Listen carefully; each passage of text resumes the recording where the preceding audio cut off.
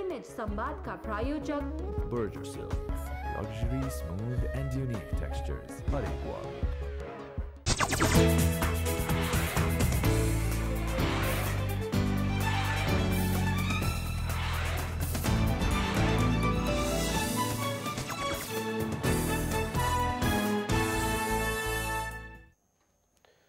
नमस्कार, स्वागत छ कार्यक्रम इमेज संवादमा। आज हामी पर्यटन क्षेत्रका बारेमा चर्चा गर्नेछौँ पर्यटन उद्यमी भरत बस्नेज्यूसँग। भरत सर, कार्यक्रममा स्वागत छ। धन्यवाद। कस्तो छ मुलुकको अहिलेको अर्थतन्त्रको अवस्था? मुलुकको अहिलेको अर्थतन्त्रको अवस्था अब हाम्रो जुन बजेटको आकार छ त्योभन्दा बढी आकार चाहिँ बजेट घाटा छ भनेपछि मलाई लाग्छ मुलुकको आर्थिक अवस्था त दर्दनाक छ। तर हामी कसरी हाम्रो जीवन धारिरहेछौँ, यो राष्ट्र कसरी धाँधिएको छ होइन, मलाई लाग्छ यस्तो अवस्थामा त धेरै राष्ट्रहरू तपाईँको चाहिँ धराशायी हुन्छन् अथवा राज्य नचल्ने अवस्था हुन्छ। तर नेपालीहरूमा भएको सहनशीलता, धैर्यता र जेमा पनि बाँच्न सक्ने, जस्तो परिस्थिति पनि बाँच्न सक्ने र मुस्कुराउने अप्ठ्यारो पर्दा पनि त्यो एउटा असीम किसिमको एउटा चाहिँ प्राकृतिक चरित्र धैर्यताको, त्यसले गर्दा हामी नेपालीहरू बाँचिरहेछौँ। हाम्रो अर्थतन्त्र अहिले पनि असफल भए पनि यसले धाँधिरहेछ। पर्यटन क्षेत्रलाई त सरकारले पनि प्राथमिकता दिएको छ। अहिले त पर्यटन क्षेत्रलाई ऊर्जापछि दोस्रो चाहिँ नेपालको चाहिँ विकास गरिनुपर्ने क्षेत्र, प्राथमिकता दिइनुपर्ने क्षेत्र भनेर सरकारले पनि भनिदिएको छ। राजनीतिक दलहरू पनि ऐक्यबद्ध छन् पर्यटन क्षेत्रलाई बढावा दिन, बजेटमा पनि प्राथमिकता दिएको छ। राजनीति पनि अलिकति स्थिरतातर्फ उन्मुख छ, होइन र? मलाई लाग्छ तपाईँ जुन पर्यटनको कुरा गर्नुभयो, अहिले पर्यटन भनेको संसारकै सबैभन्दा ठुलो प्राथमिकतामा परेको उद्योग हो। यो हामी कहाँ त छैन, तर विकसित मुलुक जुन हामी अमेरिका भन्छौँ अथवा चाइना भन्छौँ, जसको अर्थतन्त्रको हिसाबमा उनीहरू पहिलो दोस्रो छन्, त्यस्तै युरोपका विकसित मुलुकहरू जो बेलायत भनौँ अथवा चाहिँ जर्मनी भनौँ, यिनीहरूमा पर्यटन उद्योगले ठुलो प्राथमिकता पाएको छ। र आज सबै राष्ट्रहरू, विकसित राष्ट्रहरू बढीभन्दा बढी पर्यटकहरू ल्याएर आफ्नो आन्तरिक राजस्व बढाउने क्रममा होडबाजी छ।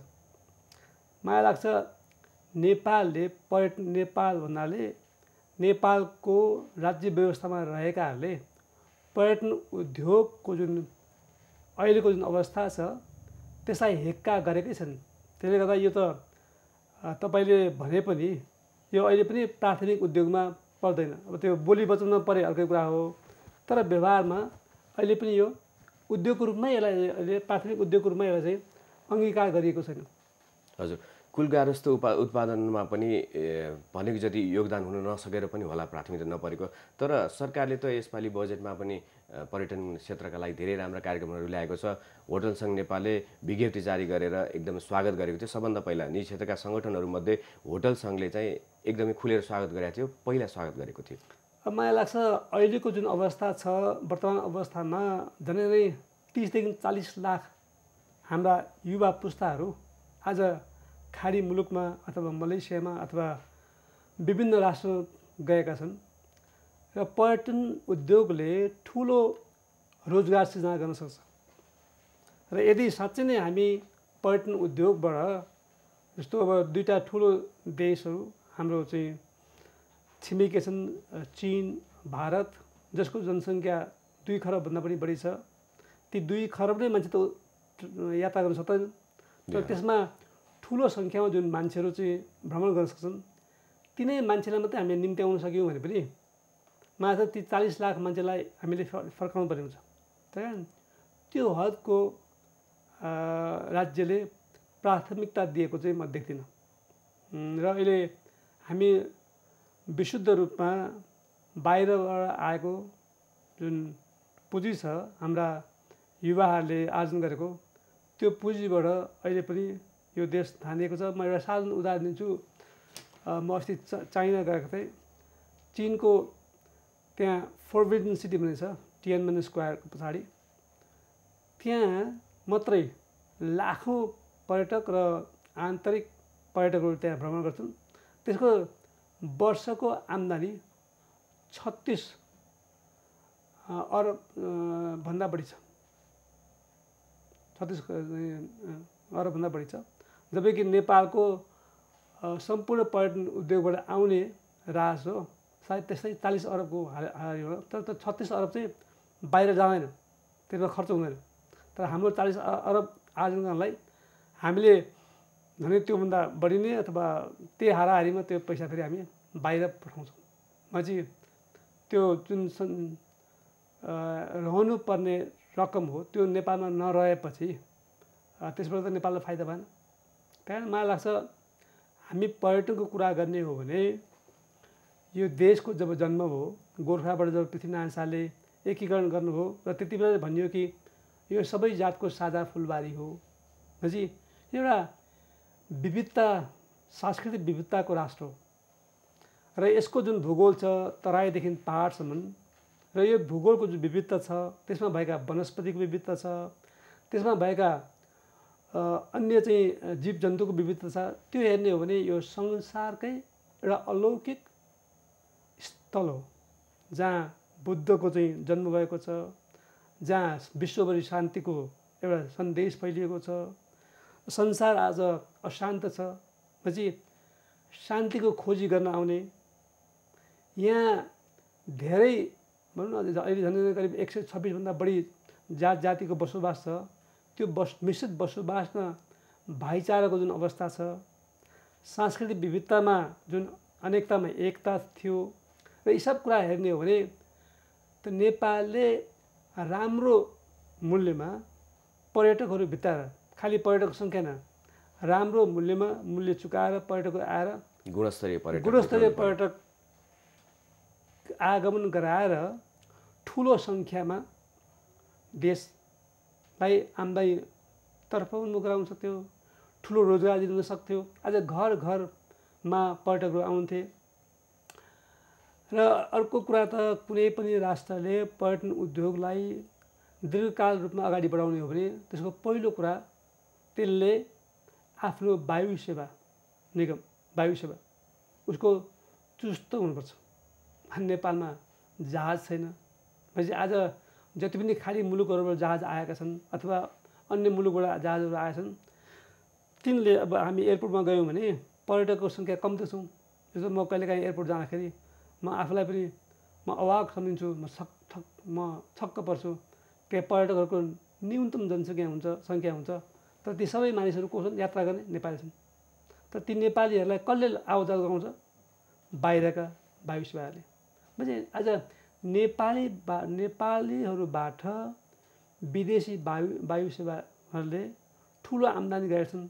तर जुन बेला नेपालले आम्दानी गर्नुपर्ने हो पर्यटकबाट अथवा आफ्नै आन्तरिक चाहिँ यात्रुहरूबाट, त्यो त गुमाएको छ नि। त्यस कारण तपाईँले प्राथमिकतामा भनेको कुरालाई मात्रै हामी हेरेन, हामी व्यवहारमा हामी कहाँ छौँ त? कारण व्यवहारमा हामी के छ भने हामी यो दक्षिण एसियामा धेरै अगाडिको पर्यटन विकासमा हामी अग्रसर थियौँ। हामीमा ज्यादै विकसित पर्यटन उद्योगहरू थियो। जस्तो यो साहसिक पर्यटन नेपालबाट सुरु भएको, त्यसमा जलयात्रा भन्नुहोस् होइन, अथवा हिमाल आरोहण भन्नुहोस् होइन, अथवा यहाँ जङ्गलमा गएर यो चाहिँ जङ्गल सफारी भनौँ होइन, अथवा चाहिँ कल्चरल टुरिज्ममा पनि विविधताको कुरा गरौँ भनेपछि हामी दक्षिण एसियामा जेठो राज्य हो। त्यस कारण हाम्रो यसको लागि त भारतीय प्रधानमन्त्री नरेन्द्र मोदीले पनि जोड दिनुभएको छ कि नेपालमा साहसिक पर्यटन, धार्मिक पर्यटनको अथाह सम्भावना छ। भारतकै होइन जनसङ्ख्यालाई पनि क्याच गर्न सक्ने हो भनेदेखि नेपालमा प्रचुर सम्भावना छ। कहीँ जानै पर्दैन, यसमा धेरै सुधार गर्न सकिन्छ भनिन्छ। यो कसरी गर्न सकिन्छ? तर धार्मिक पर्यटनमा हाम्रो कस्तो छ? मुख्य कुरा त उहाँले आफ्नो अनुभव भन्नुभयो होइन। उहाँलाई नेपालको विषयमा निकै ज्ञान रहेछ।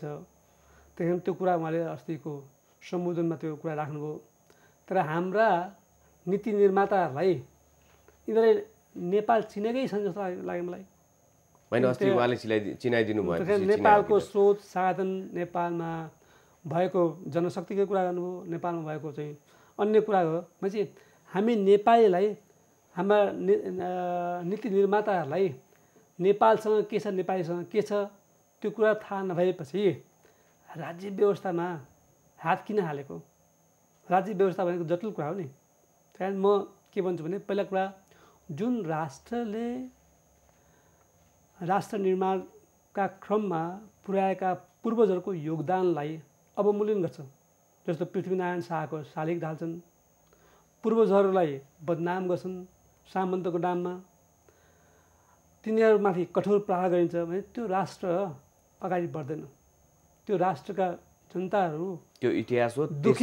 दुखी हुने बाहेक त्यहाँ उनीहरूले सुखको अनुभव गर्ने त्यो कोरा कल्पना गर्नु दुर्भाग्यपूर्ण।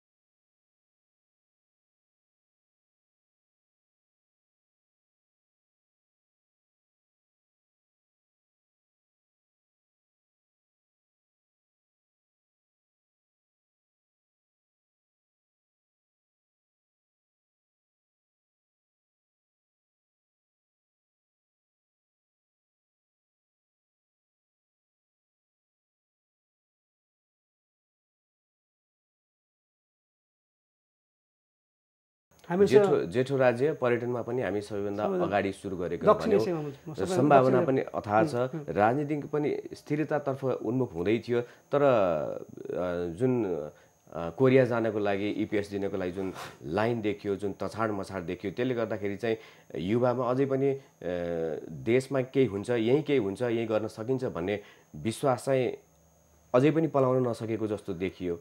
तपाईले यो भनिरहँदाखेरि म विगतमा युवा अवस्थामा म 1986 र 1987 मा म 86 मा 3 महिना म जर्मनीमा बसेँ, पश्चिम जर्मनीमा। म 87 मा 3 महिना अमेरिकाको क्यालिफोर्नियामा म चाहिँ बसेँ। तर मैले के बुझाएँ भने त्यहाँको वैभव भन्दा यदि हामीले अलिकति परिश्रम गर्ने हो भने नेपालमै के गर्न सकिन्छ भनेर मैले 1988 मा पर्यटन उद्योगमा हात हालेँ। त्योभन्दा अगाडि म काम गर्थेँ र मैले आफैले एउटा उद्योग सुरु गरेँ।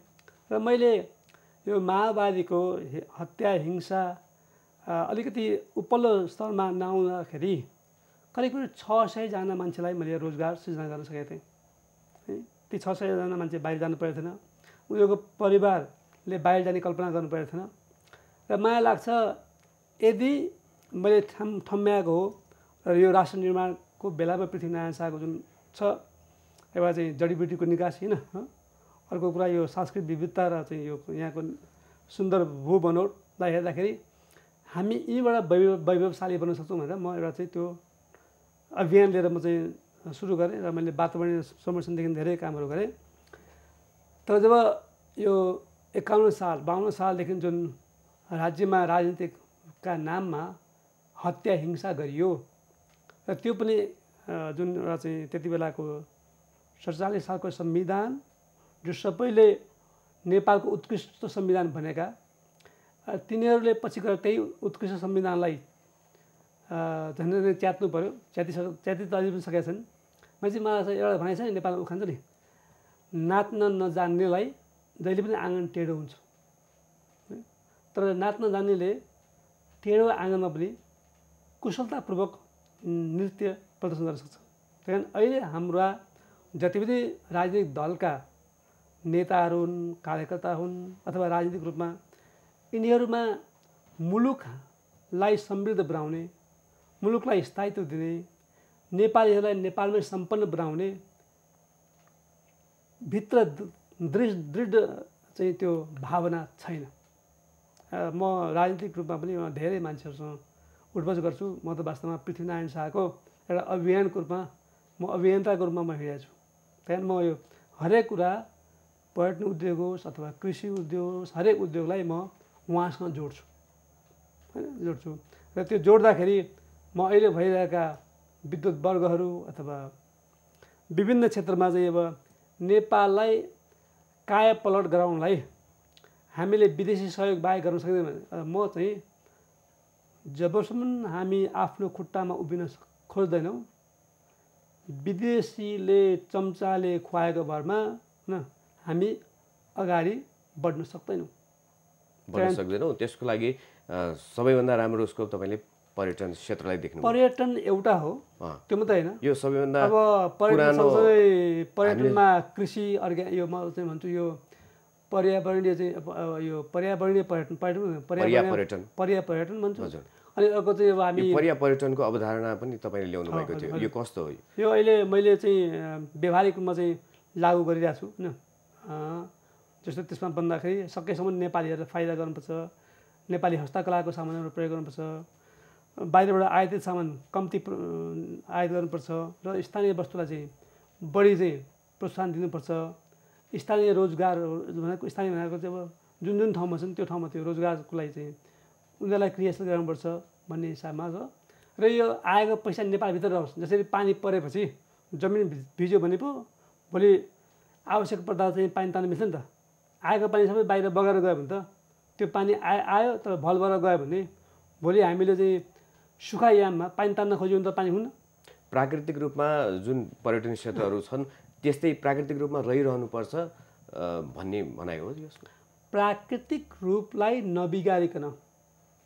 पुरानो हाम्रो आकृति पुरानो हाम्रो संस्कृतिमा केही कुरा परिवर्तन गर्नुपर्छ होइन जसले गर्दाखेरि त्यो पनि आकर्षकको वस्तु होस् तर त्यसलाई नबिगारिकन त्यस्तो त्यहाँभित्र चाहिँ आवश्यक चाहिँ अलिकति सुविधाजनक कुरा राखेर त कसरी त्यो चाहिँ आकर्षकमय बनाउने हो त्यसमा मुलुकको ध्यान हुनुपर्छ जस्तै अब म बढी अर्ग्यानिक उत्पादनमा पनि म जोड गर्छु त्यस्तो गन्तव्य विकास हुन पनि सकेको छैन त्यस हिसाबले चलेको पनि छैन अब यस्तो छ जबसम्म हामीले एउटा जस्तो हामीले अहिले कुरा नगरे पनि आर्थिक पाटोको कुरा गरे पनि जबसम्म तपाईँको राजनीतिक स्थायित्व हुन्न नि त्यहाँदेखि तपाईँले गरेको कुरा तपाईँ र मलाई चाहिँ फाइदा त होला तर समग्र चाहिँ समाजलाई र समग्र राष्ट्रलाई त्यसलाई फाइदा पुर्याउने काम त हामी गर्न सक्दैनौँ नि त्यही कारण आफ्नो जीवनयापन गर्न सक्छौँ त्यही कारण पहिलो कुरा भनेको राजनीतिक स्थायित्व र हामीले एउटा समयमा विशेष 1950 पछि 2007 सालपछि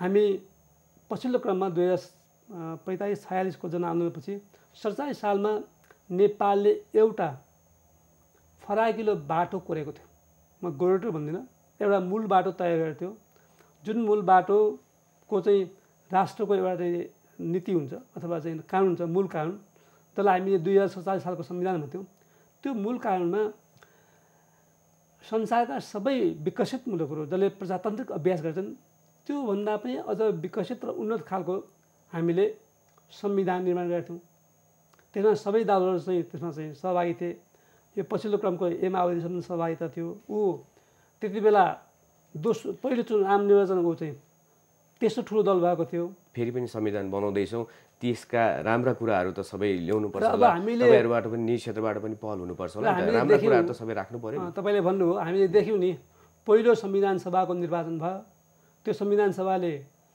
केही पनि ल्याउन सकेन अब दोस्रो संविधान पनि भाग 1 को भाग 2 को रूपमा चाहिँ ग्रहण गरिएको छ त्यही कारण म चाहिँ यो राजनीतिक दलहरूबाट म हिजोदेखि हो म यो राजनीतिक दलहरूबाट नेपालले एउटा अगाडिको दिशा पकड्छ भन्ने म विश्वस्त छैन र म आम नेपालीहरूले के भन्छु भने तपाईँहरू विश्वस्त नहुनुहोस् तपाईँहरू आफ्नो आफ्नो खुट्टामा उभिएर आफ्नो चाहिँ काम गर्नुहोस् र राजनीतिक रूपबाट अलग्गिनुहोस् र आफ्नो पेसा छ व्यवसाय छ त्यो नितान्त रूपमा इमान्दार साथ त्यसमा लाग्नुहोस् तर राजनीतिक दलहरूका बहकावमा नलाग्नुहोस् र त्यसबाट यदि आम नेपालीहरू चाहिन्छ होला नि राजनीतिक कर्मीहरूको साथ चाहिन्छ चाहिँदैन साथ त किन चाहिन्छ साथ चाहिँदैन साथ किन चाहिन्छ भने यदि उनीहरूले राज्य विकासको लागि नेपाली जनताको हितको लागि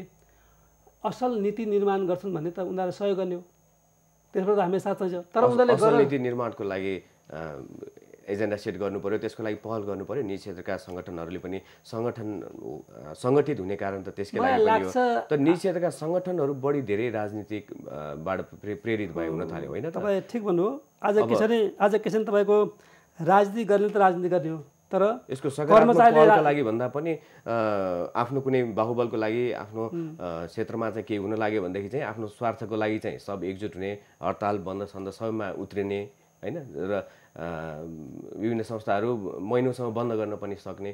तर सकारात्मक पहलका लागि चाहिँ निजी क्षेत्रका सङ्गठनहरूबाट पनि त्यति रचनात्मक सहयोग त भएको देखिँदैन। मलाई लाग्छ कि हामी यति राजनीतिक रूपमा विभाजित छौँ। तपाईँको आज कर्मचारी, नेपाल सरकारका कर्मचारी विभाजित छन्, उनीहरू पार्टीमा विभाजित छन्, व्यवसाय विभाजित छन्, अन्यथा नमान्नुवाला पत्रकारहरू बन्धुहरू चाहिँ विभाजित हुनुहुन्छ होइन।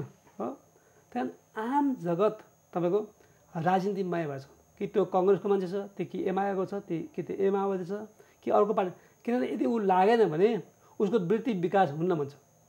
मलाई लाग्छ त्यो हुन्न, त्यो होइन।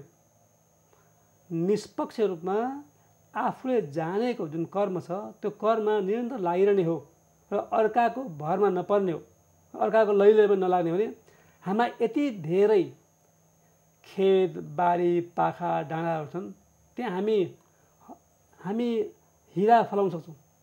तर त्यहाँका मानिसहरूलाई पनि विभाजित गरिदिएको छ। त्यही कारण म भन्छु यति ठुलो विभाजन यो राष्ट्रले कहिले भएको थिएन। अब हुँदा राजनीतिक रूपमा मात्रै होइन, जातीय रूपमा विभाजन, क्षेत्रीय रूपमा विभाजन। अनि तपाईँ भन्नुहुन्छ, मलाई सोध्नुहुन्छ कि पर्यटन विकास कसरी हुन्छ? त्यहाँदेखि पर्यटन विकास त एकतामा हुन्छ, सांस्कृतिक एकतामा हुन्छ। र यो बहुआयामिक राष्ट्र, विविधताको राष्ट्रलाई यो हाम्रो सम्पूर्णको राष्ट्र हो भनेर जब हामी त्यसलाई आत्मसात गर्छौँ, त्यसलाई ग्रहण गर्छौँ, अनि पो विकासको कुरा हुन्छ। यहाँ तपाईँको यहाँ चाहिँ एउटा क्षेत्रलाई अर्को क्षेत्रले, एउटा जातले अर्को जातलाई होइन, एउटा भूगोलमा बसेको मान्छे अर्को भूगोलबाट आएको मान्छेलाई चाहिँ तपाईँको चाहिँ निषेध गर्ने हो भने त हामी विभाजन मात्र होइन विलयको कुरामा पुग्छौँ। जस्तो हामीले देख्यौँ कि हाम्रो एउटा सानो छिमेकी राष्ट्र थियो, त्यसलाई हामी सिक्किम भन्थ्यौँ। सिक्किममा पनि यहाँ जस्तै राजा थिए, त्यहाँ राजा छोग्यल र त्यहाँका काजी लेङदेप दोर्जेको बिचमा चाहिँ असमझदारी चाहिँ कसले गर्यो? भारतको भन्ने संस्थाले चाहिँ त्यहाँ चाहिँ नेटवर्किङ गरायो र त्यो कालान्तरमा रले भारतको खुफिया संयन्त्रले त्यसलाई भारतमा विलय गराएर भारतको एउटा प्रान्त बनायो। जबकि भारत आफै स्वतन्त्रताका लागि लडिरहेको थियो, तर उसले अर्को एउटा स्वतन्त्र राष्ट्रलाई उसले आफ्नो स्वतन्त्रतामाथि धावा बोलेर चाहिँ गाभिदियो। र नेपालमा पनि त्यति बेला जब सिक्किम गाभिएको थियो त्यति बेला तत्कालीन रका चाहिँ निर्देशक रामेश्वरनाथ काओ भन्नेले इन्दिरा गान्धीको निर्देशनमा नेपालको तराईलाई भारतमा मिलाउने एउटा योजना गरेको थियो। त्यो कुरा अहिले छापामा पनि आएको छ। हामी कार्यक्रमको करिब अन्तिम समयतिर आइसकेका छौँ। हामी अब पर्यटन उसमै केन्द्रित हौँ। अब सरकारहरूले पनि दलहरूले पनि पर्यटन क्षेत्रलाई प्राथमिकता दिएका छन्, बजेटमा पनि प्राथमिकता दिएको छ होइन। अघिल्लो वर्ष पर्यटन वर्ष पनि मनाइयो, यो पर्यटन वर्ष मनाइयो, होमस्टेको अवधारणा ल्याइयो होइन। केही पहलहरू त भएका छन्, तर निजी क्षेत्रबाट पनि जति हुनुपर्थ्यो त्यति हुन नसकेको हो कि कसरी त हामी यो पर्यटन क्षेत्रबाट हरेक नेपालीलाई धनी बनाउने कसरी त? मुख्य कुरा बुदागत रूपमा मुख्य कुरा के छ तपाईँको अहिलेको नीतिले चाहिँ पर्यटन व्यवसाय लागेको जस्तो म आफू चाहिँ धनी होला होइन, तर समग्र राष्ट्र धनी हुँदैन। समग्र राष्ट्र धनी हुनलाई प्रायः त पर्यटन उद्योगमा भएका पूर्वाधारहरू होइन, अथवा पर्यटन उद्योगमा भएको उद्योगको लागि कच्चा पदार्थ नि जो चाहिँ सांस्कृतिक विविधता हो, प्राकृतिक सुन्दरता हो, त्यसलाई संरक्षण गर्नुपर्छ। र मैले त बारम्बार यो कुराहरू सरकार समक्ष पनि राखेको छु कि हाम्रो पहिलो कुरा कति सङ्ख्यामा पर्यटक ल्याउने होइन, कति बढी आय आर्जन गर्ने। हामीसँग चाहिँ हिरा छ, हिराको मूल्य हुन्छ र ढुङ्गाको मूल्य हुन्छ नि। हामी ढुङ्गाको मूल्यमा हाम्रो चाहिँ पर्यटन उद्योग बेच्ने कि हिराको मूल्यमा बेच्ने? त्यही कारण हिराजन्य कुरालाई ढुङ्गाको रूपमा नबेचौँ भन्ने चाहिँ मेरो आग्रह।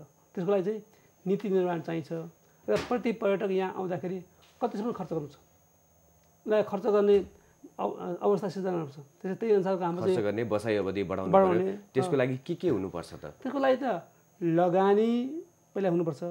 लगानी गर्दाखेरि राम्रो खालको लगानी हुन सक्नुपर्छ। पहिला त नीति निर्माण हुनुपर्छ नि। होटल बन्दाखेरि यस्तो होटल हुनुपर्छ। पर्यटन उद्योगमा लाग्दाखेरि यो किसिमको चाहिँ यो किसिमको चाहिँ कुराहरू गर्नुपर्छ होइन। अब एक कुरामा मैले धेरै सम्बन्धित मन्त्रालयहरूमा आफूले कुरा राखेको छु तर अब सुनवाई हुँदैन। त्यहाँदेखि म आफूलाई त केही भएको होला तर राष्ट्रलाई नभइकन मलाई भएको के अर्थ भयो? त्यहाँदेखि पहिला त हामीले त राष्ट्रलाई होस् समाजलाई होस्, किन सिङ्गो राष्ट्र र समाज भएपछि त्यो त आफूमाथि पोखिहाल्छ नि। घुमेर सबैलाई हुन्छ देशको लागि। देश सम्पन्न भयो भने व्यक्ति सम्पन्न। तर व्यक्ति सम्पन्न भएर राष्ट्र सम्पन्न हुन्न। त्यहाँदेखि राष्ट्र सम्पन्न हुन्छ, समाज सम्पन्न हुन्छ, अनि व्यक्ति सुरक्षित हुन्छ, अनि कम भए पनि ऊ सम्मानित हुन्छ, सुरक्षित हुन्छ। त्यहाँदेखि त्यो अवधारणामा जानुपर्छ। तर व्यक्ति धनी बनाउने जुन प्रक्रिया छ यहाँ त्यो गलत हो। त्यसले असुरक्षित बनाउँछ व्यक्तिलाई, समाजलाई असुरक्षित बनाउँछ र राष्ट्र टाढ पुर्याउन सक्छ। हस्, कार्यक्रममा समय दिनुभयो, धेरै धेरै धन्यवाद। धन्यवाद यहाँलाई पनि। हवस् त आजको लागि यति नै। हामी सबैलाई बिदा दिनुहोस्। नमस्कार।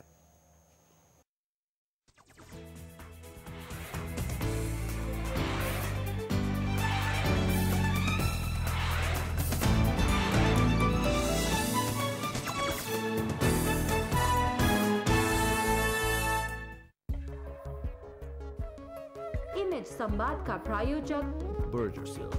Luxury, smooth and unique textures. Hare Krishna.